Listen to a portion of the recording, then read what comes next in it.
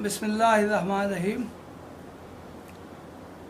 किताबों के तारुफ़ के प्रोग्राम में आज हम मौलाना सैयद अबुल आला मौदूदी की एक मुख्तसर किताब का तारुफ़ कराना चाहेंगे।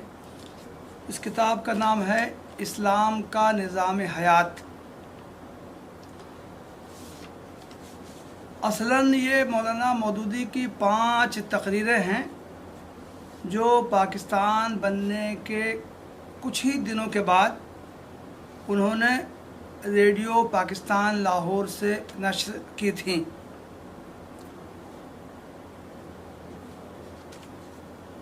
इस्लाम का अखलाक़ी निज़ाम, इस्लाम का सियासी निज़ाम, इस्लाम का मुआशरती निज़ाम, इस्लाम का इक़्तिसादी निज़ाम और इस्लाम का रूहानी निज़ाम। ये 5 तकरीरें जनवरी, फरवरी या मार्च 1948 के मुख्तलिफ़ तारीख़ों में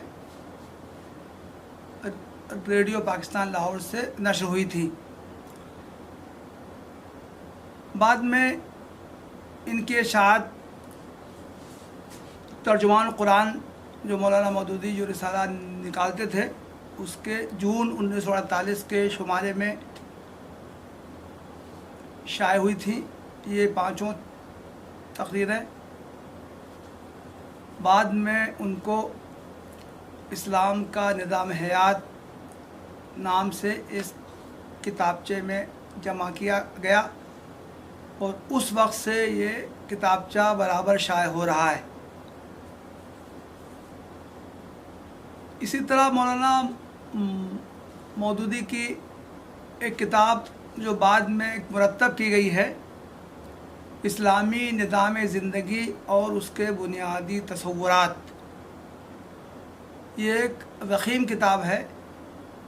इसमें मौलाना मौदूदी की मुख्तलिफ़ तहरीरें, मक़ालात, तकरीरें वग़ैरह इसमें जो इस्लामी निज़ाम ज़िंदगी से मुताल्लिक़ हैं उनको जमा कर दिया गया है। इस किताब में ये किताबचा इस्लाम का निज़ाम हयात ये भी उसमें शामिल है। ये मौलाना की मकबूल किताबचों में से है। पाकिस्तान और हिंदुस्तान दोनों मकामात पर उस वक्त से अब तक इसकी बराबर इशाअत हो रही है। बहुत से इसके एडिशन मंज़र आम पर आए हैं और लाखों अफराद के मुताले में एक किताबचा गुज़रा है। इसकी अहमियत यह है कि इसमें मौलाना मौदूदी ने इस्लाम का जामे तारुफ़ कराया है और उसके ये 5 जो पहलू हैं इस्लामी निज़ाम हयात के, अखलाक़ी, सियासी, मुआशरती, इक़्तिसादी और रूहानी, इन 5 पहलुओं में इस्लाम की बुनियादी तालीमात क्या हैं इनका ख़ुलासा बयान कर दिया है। ज़ाहिर है कि रेडियाई तकरीरों में बहुत ज़्यादा कुरान और हदीस के इक़्तिबासात के हवाले नहीं होते हैं। इसमें मौलाना मौदूदी ने बहुत आम फ़हम अंदाज़ में, सहल उसलूब में, आसान ज़बान में इस्लाम के इन पहलुओं का तारुफ़ कराया है।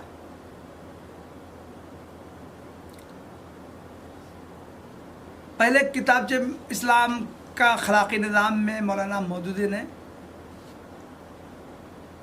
दूसरे अखलाक़ियात के फ़लसफ़ों का तज़किरा करने के बाद इस्लाम के अखलाक़ी निज़ाम पर रोशनी डाली है। ये बताया कि इस कायनात में इंसान का मुकाम क्या है। अल्लाह ताला ने इस कायनात को वजूद बख्शा है। इंसान को इसमें आज़ादी दी गई है कि वो जिस तरह चाहे ज़िंदगी गुजारे। उसके सामने ये वाज़े कर दिया गया है कि क्या हक़ है, क्या बातिल है। ये वाज़े करने के बाद उसको आज़ादी दे दी गई है कि वो चाहे हक़ को इख्तियार करे, चाहे बातिल पर वो चले। آخر میں اخلاق کا اسلام نے کیا تصور پیش کیا ہے اس کے بارے میں بھی تفصیل سے مولانا مودودی نے اظہار خیال کیا ہے۔ دوسرے کتابچہ اسلام کا سیاسی نظام میں مولانا نے یہ واضح کیا ہے کہ اسلام نے زندگی گزارنے کا ایک طریقہ بتایا ہے۔ اس کائنات کا نظم کیسے چلایا جائے، اللہ تعالیٰ کی اس میں مرضی کو ملحوظ رکھا جائے۔ کائنات کا ایک نظام تو وہ تکوینی نظام ہے کہ دنیا کی ہر چیز اللہ تعالیٰ کے حکم اذن کی پابند ہے۔ دوسرے کائنات کا ایک تشریعی نظام ہے جس میں اللہ تعالیٰ نے انسانوں کو اختیار دیا ہے کہ وہ اس کی مرضی کے مطابق انسانوں کے باہمی معاملات کو انجام دیے جائیں، اللہ تعالیٰ ہی کی حکمرانی ہو، اس کے قانون کی پابندی کی جائے، انسانوں کے درمیان عدل و انصاف کو ملحوظ رکھا جائے، ایک دوسرے پر ظلم نہ کیا جائے، اگر ظلم کا کسی سے صدور ہو تو اس کو قانون کے تابع کیا جائے، اس کو سزا دی جائے۔ تو یہ گویا کہ اسلام نے سیاست کے میدان میں کیا تصورات پیش کیے ہیں اس میں اس کی وضاحت کی ہے۔ تیسرا کتابچہ اسلام کا معاشرتی نظام کے نام سے ہے۔ معاشرت کے بارے میں اسلام کی کیا تعلیمات ہیں، انسانوں کے ایک دوسرے پر کیا حقوق عائد ہوتے ہیں، خاندان کیسے وجود میں آتا ہے، افراد خاندان اہل خاندان کون کون سے ہیں، ایک دوسرے کے کیا حقوق ان پر عائد ہوتے ہیں، خاندانوں کے مجموعے سے ایک سماج بنتا ہے، معاشرہ وجود میں آتا ہے، اس معاشرے میں رہنے والے لوگوں کے ایک دوسرے پر کیا حقوق عائد ہوتے ہیں۔ اسلام نے معاشرتی زندگی میں کن چیزوں کی تعلیم دی ہے اور کن چیزوں سے روکا ہے، اس کی وضاحت کی ہے۔ چوتھا کتابچہ اسلام کا اقتصادی نظام کے نام سے ہے۔ معاشیات کے میدان میں اسلام کی کیا تعلیمات ہیں، مولانا مودودی نے اس میں یہ واضح کیا ہے کہ اسلام کی تعلیمات سرمایہ داری اور کمیونزم کے بین ہیں۔ اسلام افراد کو ملکیت کا حق دیتا ہے، کمانے اور جو کچھ کمایا ہو اس کو اپنے پاس رکھنے، اپنے اوپر خرچ کرنے کا حق دیتا ہے۔ اسی طرح اسلام کی تعلیم یہ ہے کہ انسان جو کچھ کمائے اس میں دوسرے بندوں کا بھی حق پہچانے۔ اسی طرح اس کتابچے میں مولانا مودودی نے یہ بھی واضح کیا ہے کہ معاشی میدان میں اسلام نے کچھ اصول بیان کیے ہیں، حلال اور حرام کے حدود متعین کیے ہیں۔ اسلام پابند کرتا ہے کہ اس کے ماننے والے ان حدود کی پابندی کریں، صرف کمانے کے میدان میں، کھانے پینے کے میدان میں حلال کو ملحوظ رکھیں اور جن چیزوں کو حرام قرار دیا ہے ان سے بچنے کی کوشش کریں۔ آخری تقریر ہے اسلام کا روحانی نظام۔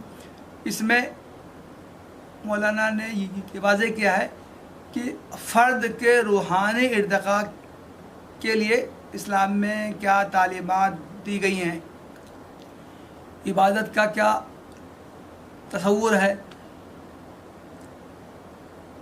تزکیہ کے بارے میں اسلام نے کیا تعلیمات دی ہیں، اللہ تعالیٰ کا تقرب حاصل کرنے کے لیے انسان کو کیا کیا کوششیں کرنی چاہیے، ان چیزوں کا اس رسالے میں تفصیل سے بیان ہے۔